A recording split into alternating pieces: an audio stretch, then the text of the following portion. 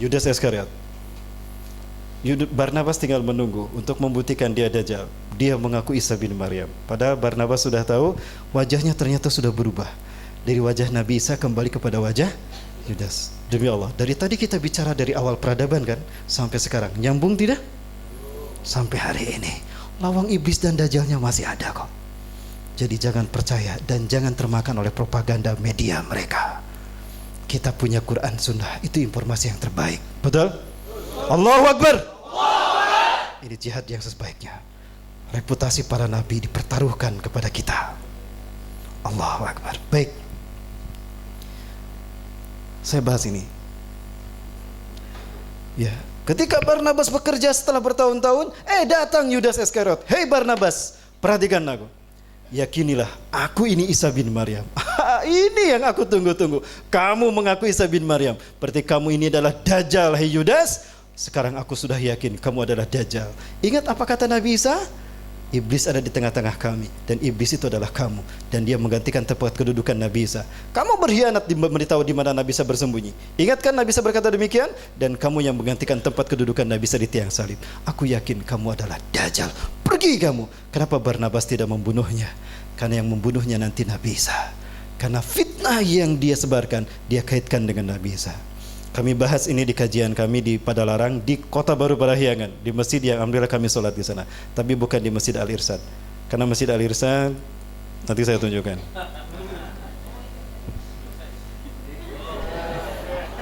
Boleh saya buktikan nanti ya, masih ada waktu.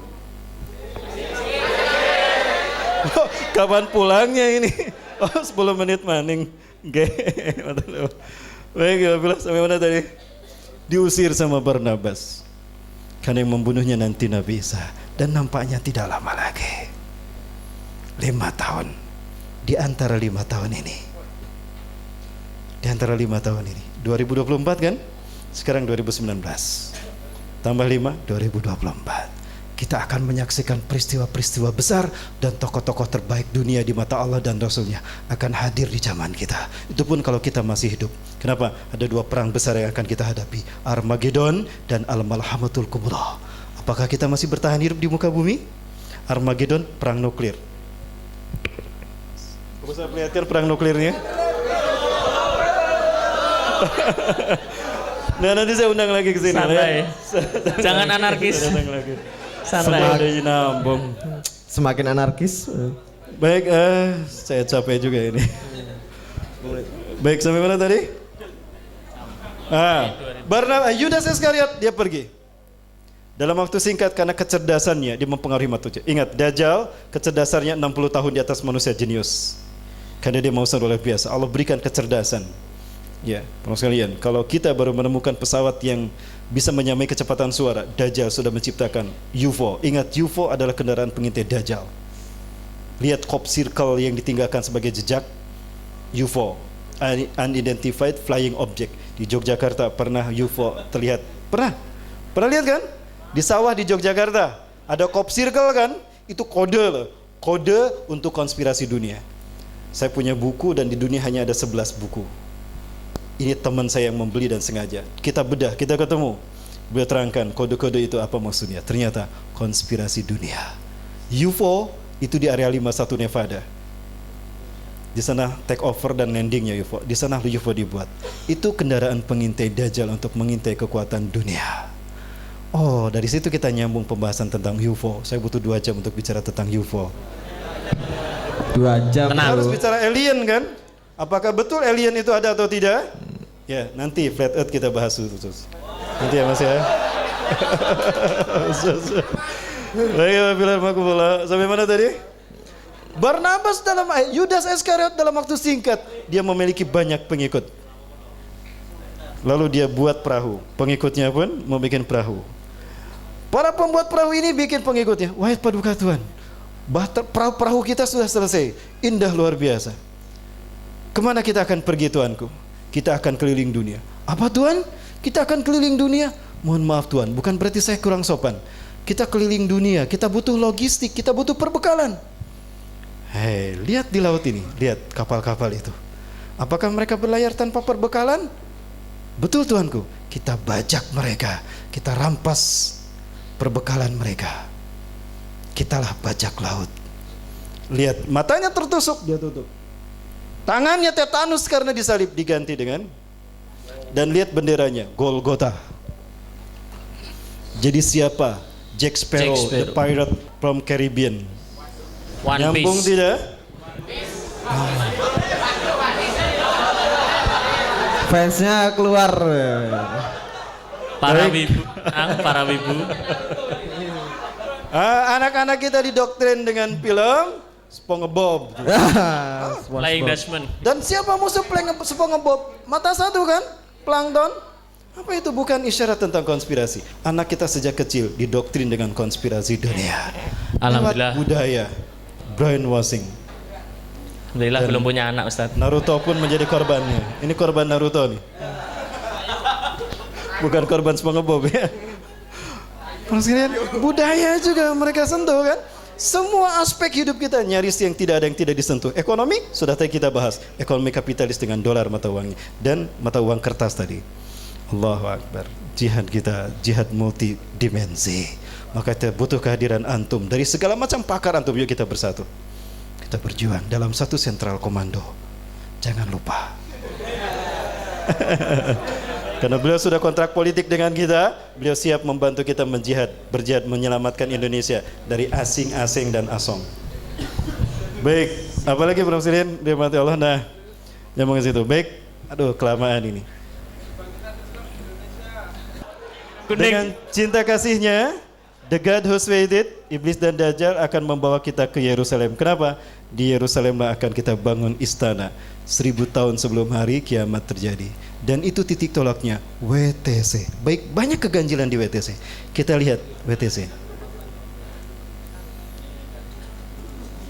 Saya tidak bicara tanpa fakta. Semua fakta saya kumpulkan ya Wafila. Dan saya berani bicara setelah faktanya ada.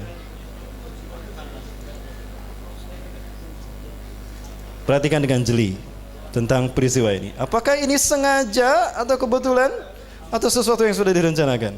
Sesuatu yang sudah direncanakan. Mohon maaf saya tidak selesai, ini terakhir ya. Nanti kita lanjut lagi. Setengah 10. Ya. Ya. Berjumpa di Jogokarian Ustaz ya? Subuh di Jogokarian tapi tema tentang Indonesia. Baik. Tentang Indonesia. Kita bahas fokus Indonesia. Dan Indonesia ternyata belum pernah merdeka. Perhatikan, angle-nya bagus sekali. Kok kayak sudah siap-siap kamera itu kan?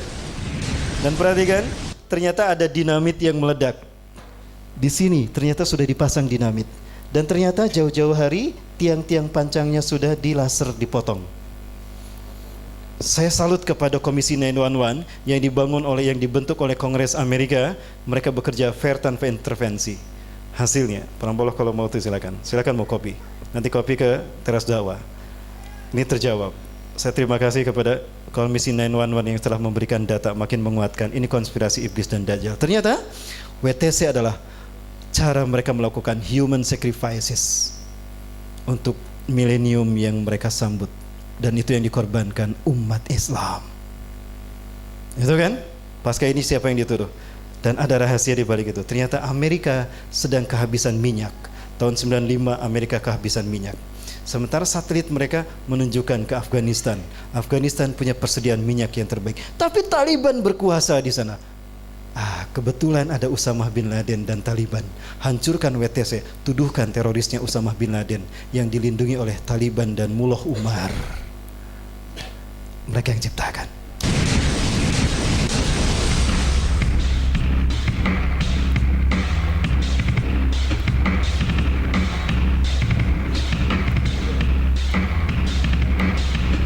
If a demolition team set off when you see the old demolitions of these old buildings. It looks like one of those scenes of an old building being purposely dynamited and blown up. Ternyata terbukti ada dinamit yang dipasang di sana. Jadi bukan Usamah bin Laden dan Al-Qaeda. Ini Komisi 911 yang bilang begitu. Ternyata dilakukan oleh orang Amerika sendiri. Siapa pelakunya? Kayaknya harus malam ini saya sebutkan.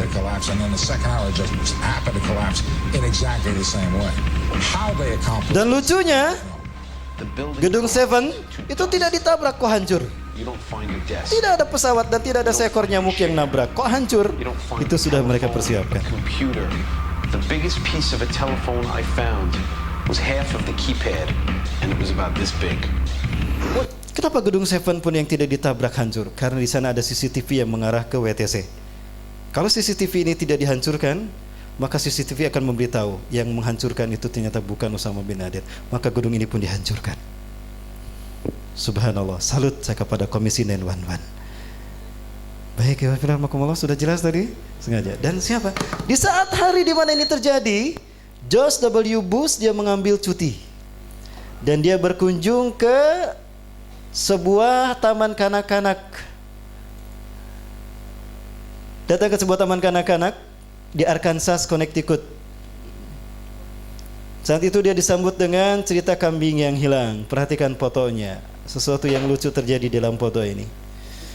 Saya makin yakin ini adalah konspirasi. Ada konspirasi di belakang? Konspirasi.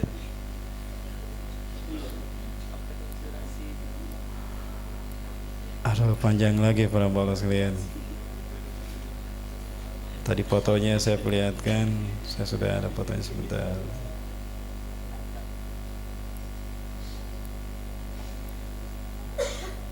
Coba lihat fotonya, ada yang menemukan? Aduh, mohon maaf, fotonya nggak ketemu para Allah. Padahal sudah saya siapkan. Ya, di mana ya? Oh, PowerPoint-nya ada ya? Oh ya ini, nah ini dia. Betul, Pak, terima kasih. Para sekalian. Nah itu dia. Coba perhatikan. Ini bertahan selama 15 menit. Disambut dengan cerita kambing yang hilang oleh anak TK ini. The loss of sound the ships. Sound ship. Sound the ship. Oh yes, I see. Oh yes, I see. Dia berkali-kali lihat anak itu, lalu lihat buku lagi. Orang-orang kaget, loh, kok baca apa Pak Presiden? Bukunya aja terbalik. Ini adalah cara para Illuminatis. Ketika ada peristiwa besar, itu simbolnya, ya isyaratnya dibalikan.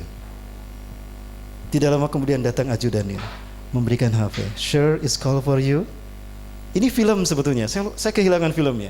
Film ini saya cut. Ada sesuatu yang aneh. Ini saya pause.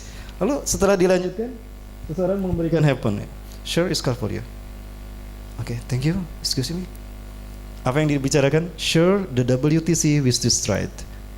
Pak, WTC sudah dihancurkan. Langsung dia tutup buku. I'm sorry, ada sesuatu yang paling penting untuk harus kami lakukan. Mohon maaf, terima kasih. Pergi dia. Dia sudah persiapkan press release untuk menyebutkan bahwa ada terorisme menghantam Amerika. American under attack. Siapa dia? Teroris. Ada hijacker yang membajak pesawatnya. Padahal pesawat yang menabrak WTC, lihat, perhatikan pesawatnya, tidak ada jendelanya. Kalau itu pesawat penumpang komersial, harusnya ada jendela kan? Ternyata pesawat itu pesawat kargo. Makanya terbangnya tinggi. Sudutnya 40 derajat agar tidak terdetek. Dan di bawahnya ketahuan, ada remote control kelas dunia.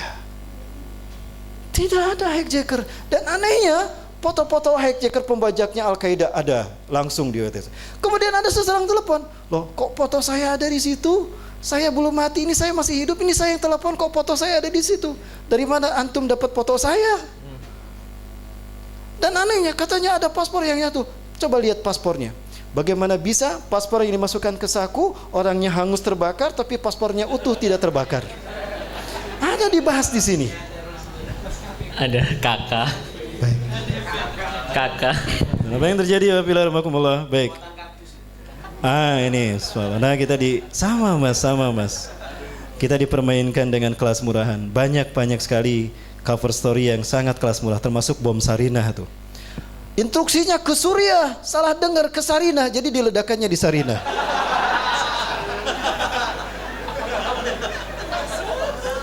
Kenapa Sarinah dibuat? Jangan salah. Freeport menemukan uranium di bawah emas. Perjanjian selesai. Dilanjut nggak? Sampai 2020 kan? Mereka ingin perpanjang karena ada uranium. Oh ternyata ada uranium lebih mahal 100 kali dari emas. Yuk dilanjutkan. Supaya kita tidak dengar, kasuskan, sibukkan kita dengan teror Sarinah. Dan saat itu juga diperpanjang sidang kepada Ustadz Abu. Pada Ustadz Abu terzolimi kan? Supaya umat Islam tidak tahu apa yang terjadi pada bapak kita, mujahid kita, Ustadz Abu. Mereka menutupi dengan kasus Sarinah. Sekali lagi, itu kelas murahan. Kok saling tembak teroris dengan polisi? Orang-orang pada nonton. Kayak syuting film. Kalau memang teroris, kok kenapa rakyat tidak ditembak? Saya punya filmnya di sini.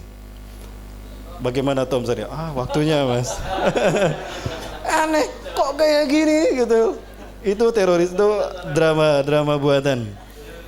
Ini saja yang terakhir Pak Mbol, mohon maaf. Ya, Ini terakhir ya Pak Mbol, waktu kita nggak cukup. Sambil menyiapkan pertanyaan ya teman-teman. Ini yang terjadi, sayang ketika ceramahnya tidak diperlihatkan. Ini kata-kata yang sangat kasar. Al-Khinzir Bush arada ayyasubal Qur'ana faqadallahu lisanah. Al-Khinzir, apa arti khinzir? Babi. Si bab satu Bush, dia menghina Quran dan Allah ikat lisannya. Apa yang terjadi? Press release yang dia lakukan, entry pointnya apa? Dia mengangkat Quran. Sayang ini tidak diperlihatkan. Kalau ini diperlihatkan, wah udah perang dunia nih. This is the Holy Quran for Muslim people. Touch Muslim people to share terrorism all over the world. Ini adalah kitab suci Al-Quran milik umat Islam yang mengajarkan terorisme untuk disebarkan ke seluruh dunia. Dia menuduh Allah teroris. Kira-kira apakah Allah tinggal diam? Tidak. Allah kunci mati lisannya, tidak bisa ngomong setelah itu. Perhatikan. You know,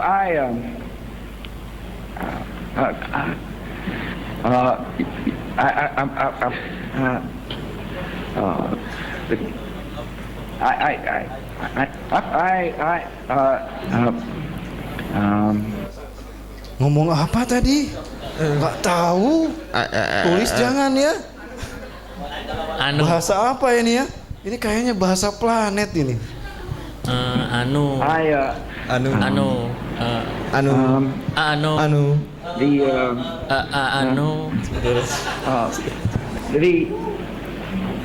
So he no, here, I know. Ini asli Pak Fila.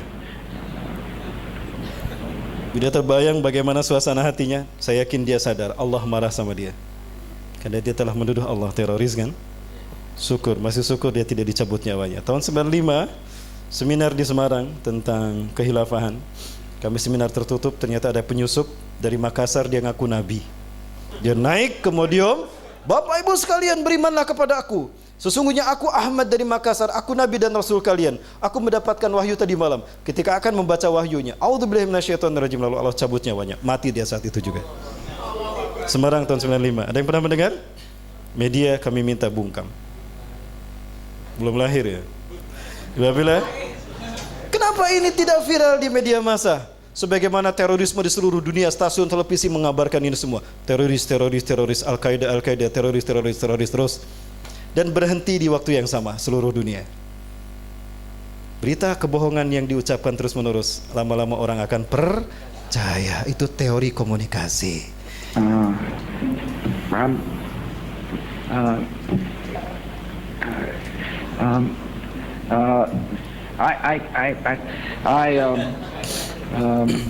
So I just don't know.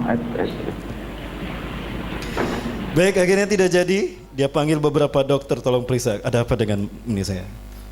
Dokter mengatakan tidak ada yang salah dengan mulut Anda Tuan. Yang ada masalah ada dengan hati Anda.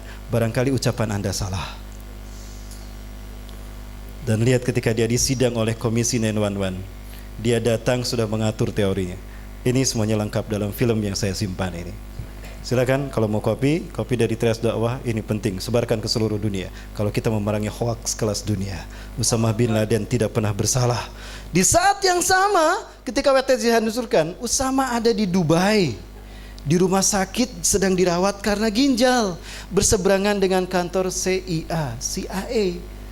Yang ada itunya kok ada CCTV-nya. Ngapain jauh-jauh nyari ke Kandahar? Ada kok di Dubai. Dan orang-orang tahu ini artinya Usama tidak bersalah. Tapi yang dituduh siapa? Inilah gaya mereka. Inilah military system. Semuanya menjadi sistem mereka untuk memerangi dunia. Baik, Alhamdulillah. Lalu apa yang kita lakukan, Iwafillah? Kembali pada Quran dan Sunnah. Laksanakan apa yang Rasul perintahkan, kita akan berjaya. Apa kata Rasulullah? Pertama dalam Quran, surat Al-Hasr ayat ke-14, surat ke-59 ayat 14. A'udzubillahi minasyaitonir rajim. La yuqatilunakum jami'an illa fi quram muhassanah aw min wara'i judur ba'suhum bainahum syadid tahsabuhum jami'a wa qulubuhum syatta. Mereka tidak akan memerangi kalian jika mereka berjamaah, atau kita tidak akan diperangi mereka kalau kita berjamaah.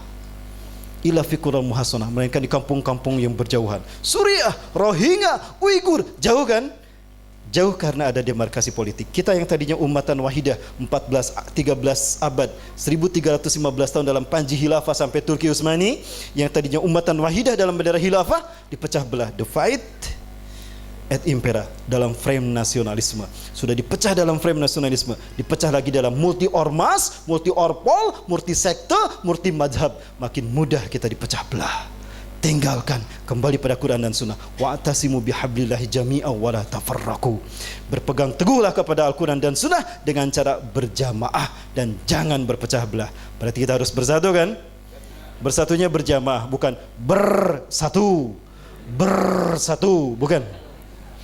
Bersatu padu dalam satu sentral komando. Berarti untuk Indonesia tahun depan kita harus mengangkat seorang imam. Siap Habib Rizik kita angkat menjadi imam besar? Ya. Allahu Akbar. Allahu Akbar. Dan saya yakin dari 7 ulama dunia yang akan membayat Imam Mahdi, mudah-mudahan salah satunya adalah beliau. Amin. Sebentar lagi pembayatan Imam Mahdi, tidak lama lagi akan dibayat oleh 7 ulama, kata Rasulullah. Wa adadul ladina yubayyi'unahu ka'adadi ahli Badarin, kata Rasulullah, dan mereka yang berbaiat kepada Imam Mahdi sama dengan pasukan Badarku, 313 atau 315. 7 ulama ini berkumpul dalam satu ibadah yang sama karena mereka ingin mencari solusi yang sama, karena negara mereka sudah hancur lebur oleh musuh-musuh Islam. Mana ini janji Allah Imam Mahdi? Mana janji Allah Imam Mahdi?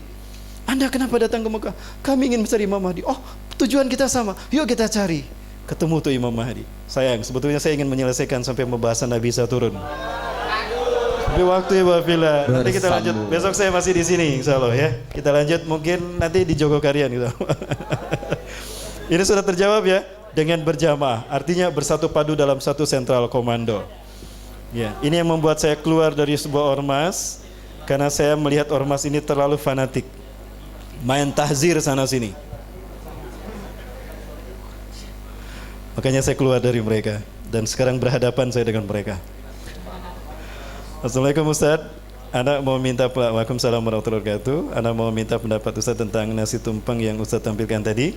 Dalam waktu dekat ini di organisasi saya di kampus akan memperingati milad dan akan diadakan pemotongan tumpeng. Pertanyaan anak, apakah tindakan kami telah mengundang mengagung-agungkan Dajjal? Baik, Ibu Filar Makumullah, kita memang tidak boleh tasabuh. Silakan Kang, sangu tumpeng itu dibuat tapi tidak dibikin congcot. Ya, simbolisasinya di sana. Dan sebetulnya memang ada sangu tumpengnya. Baik, sebetulnya dibuat silakan. Niat kita luruskan. Kedua, jangan dibikin congcot kayak gini ya. Dibikin bulat saja. Golong giling. Ya. Dibikin golong giling. Dibikin bulat, dibikin gitu dan pakai baskom ya. Telurnya apapun simpan di sana. Kita niatkan bukan itibak kepada sana, tapi kita dalam tasyakur binikmat ya. Baik, itu barangkali. Jadi tetap dilaksanakan. Isu insya Allah kita terlepas dari ya. Karena apa? Kulu amalin ini malah amal binia. Amal itu tergantung nih niat ya. Tapi kata Pak RK itu cocok logi kok. Yang tahu kalau simbol-simbol itu adalah saya, kata beliau. Aduh, mohon maaf ya, ini jangan viral ya. Nama RK-nya tolong dihapus. Malam-malam sekalian, simbol-simbol ini ada dalam masjid-masjid yang ada di Indonesia. Ini yang ingin saya revisi. Ingat, kata Rasulullah SAW, Dajjal akan muncul dia di tangan kanannya membawa sesuatu mirip air dan di tangan kirinya sesuatu mirip api. Di Bandung pernah ada patung ini. Dan ini katanya, saya tanya, kami konfirmasi, waktu itu beliau masih wali kota. Kami datang ke pendopo, ke wali kota. Tolong Pak jelaskan apa maksud dari ini. 3 kali kami datang. Oh, ini pemberian dari mahasiswa S2 ITB dan katanya ini adalah tesis beliau dan beliau menghadiahkan kepada saya. Saya sebagai wali kota ya mengapresiasi dan saya tempatkan ini sebagai bentuk terima kasih saya kepada dia. Punten Pak, ini simbol Dajjal Pak. Dan kami tidak mau simbol-simbol Dajjal ada di sini. 2 kali kami tidak didengar, ketiga kalinya kami datang lagi, kami sampaikan, teman-teman yang menyampaikan. Akhirnya apa? Alhamdulillah. Sekarang dihilangkan dan diganti dengan monumen lain, tapi berbau. Baik. Muslimin, simbol ini ingat-ingat. Ingat-ingat simbol ini. Kita lihat masjid yang satu ini. Kenal ada masjid di mana? Perhatikan bagian dalamnya. Ada sesuatu yang tidak? Ada sesuatu yang tidak? Baik, kita perhatikan. Perhatikan yang satu ini. Dan kalau kita balik, ini yang terjadi. Sama dengan kilometer 88, sama tidak dengan itu? Ketika kita sholat, kita tidak menghadap Allah, kita menghadap kepada segitiga satu mata. Ini kan yang dikatakan iblis, fabima aghwaytani la'aqudanna lahum siratakal mustaqim. Aku akan menghalangi mereka dari tauhid. Terhalangi kan kita dari tauhid oleh segitiga satu mata. Oh, ini cocok logi, kata beliau. Oke, kalau begitu pasang saja salib di depan kiblat kita. Boleh tidak pasang salib di depan kiblat kita? Boleh, kata siapa?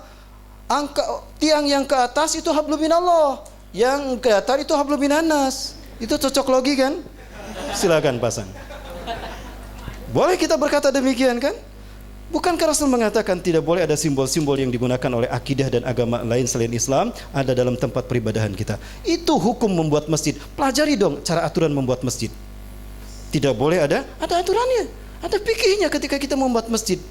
Ya, tidak sembarangan. Sekarang ini yang akan kami perjuangkan. Tolong doakan kami. Kami ingin berhadapan dengan beliau. Kami tidak benci kepada beliau, tidak. Tapi yang kami inginkan, bersihkan kota kami dari simbol-simbol Freemasonry. Karena kami bertauhid. Betul? Allahu Akbar. Yang berikutnya, aduh tulisannya kecil-kecil. Ada kaca pembesar? Atau iya baik, saya baca sebentar. Assalamualaikum warahmatullahi wabarakatuh. Ustaz, waalaikumsalam warahmatullahi wabarakatuh. Saya pernah dengar kalau seseorang waktu Dajjal keluar dan dia mengikuti Dajjal, maka orang itu akan terkena akan selamanya lama-lamanya berada di neraka bersama Dajjal. Yang saya tanyakan, kalau seseorang itu dulunya sebelum Dajjal keluar selalu bersolawat pada Nabi Muhammad dan seumpama Dajjal keluar dan dia ikut menjadi pengikut Dajjal, apakah orang itu bila di akhirat orang itu akan tetap mendapat syafaat Nabi Muhammad SAW? Baik, Rasulullah SAW pernah bersabda. Baik, sebelum itu tolong perhatikan sosok yang satu ini.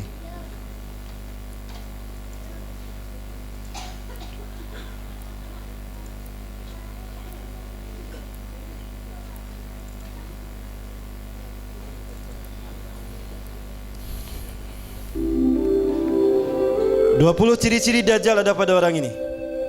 Demi Allah, sekali lagi, 20 ciri-ciri Dajjal ada pada orang ini. Dan dia selalu tampil dengan pakaian yang akan dipakai Nabi Isa ketika turun nanti.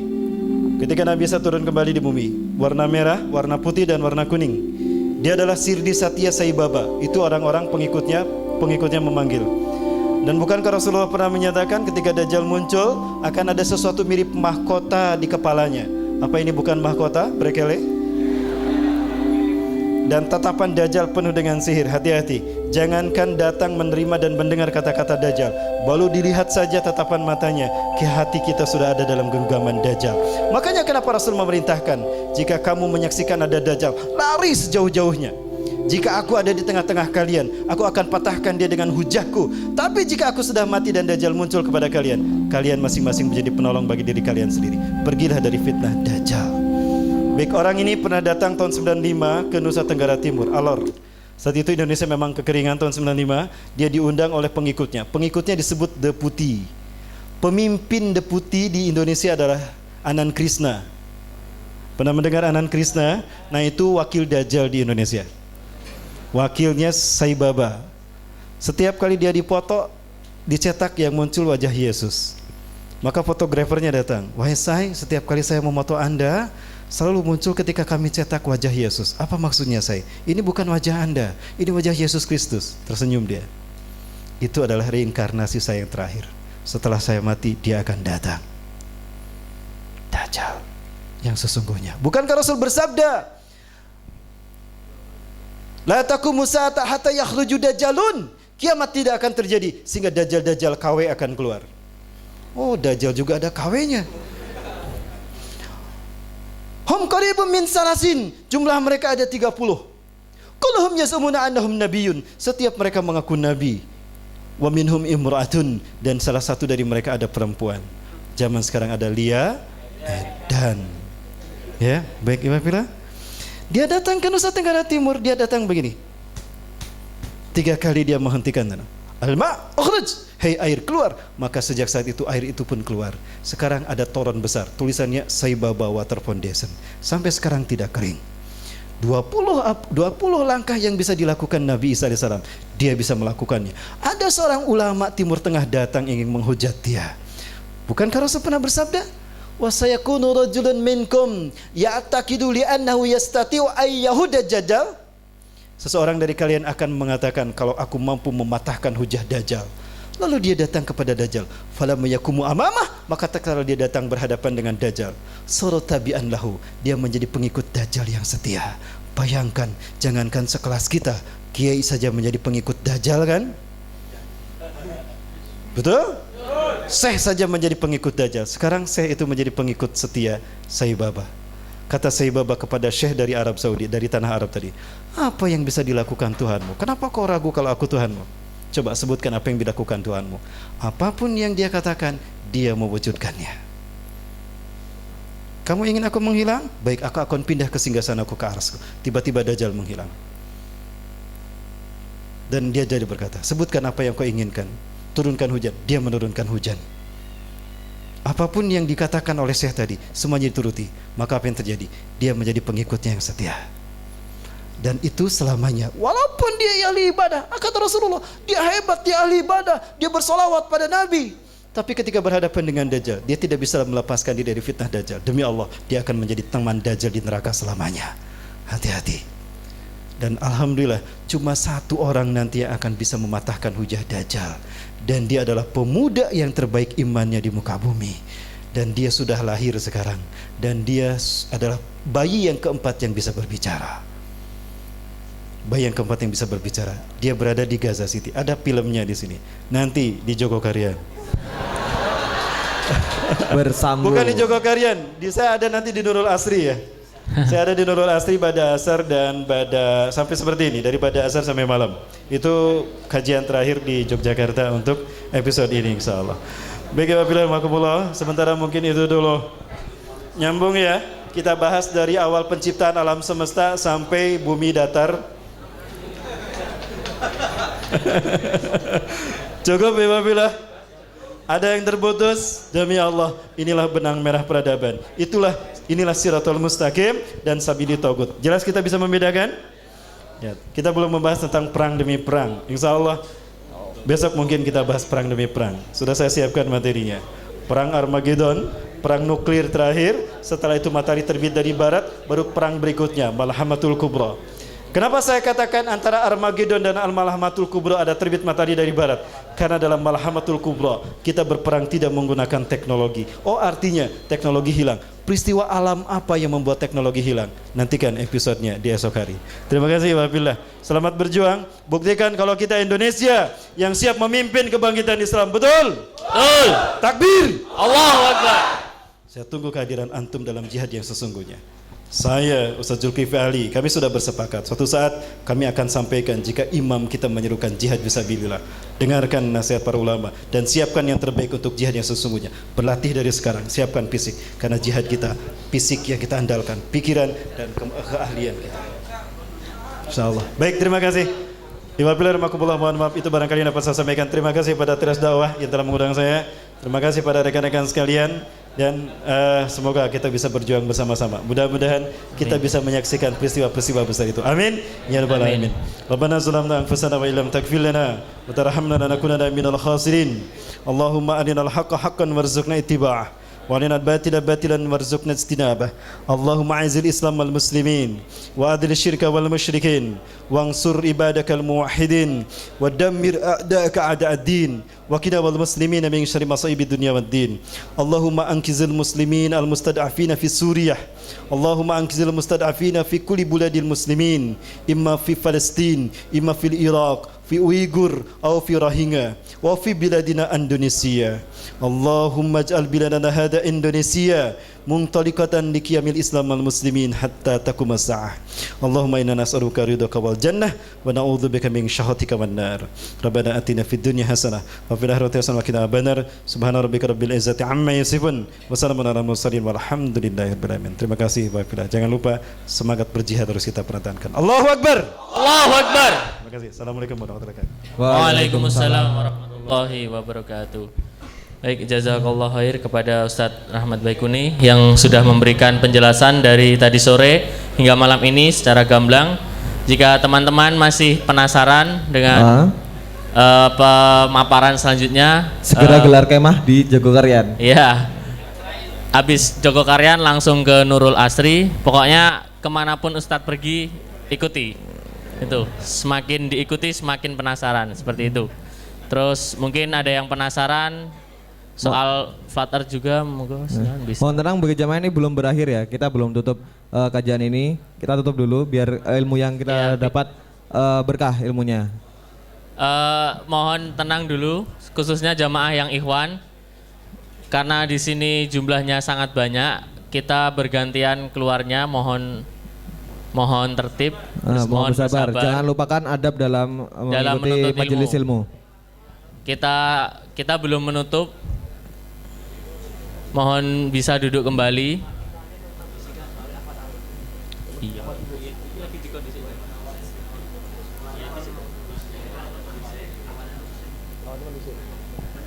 Baik, teman-teman yang di luar bisa merapat dulu ke dalam, kita tutup dulu. Dan yang keluar itu yang akhwat dulu. Jadi Mohon bersabar. Teman-teman semangat berjihad tapi nggak ngalah ya sama saja. Monggo. mohon kesadarannya untuk Mohon memberi kesadarannya. jalan bagi ahwat untuk keluar. Tetap kita utamakan adab dalam menuntut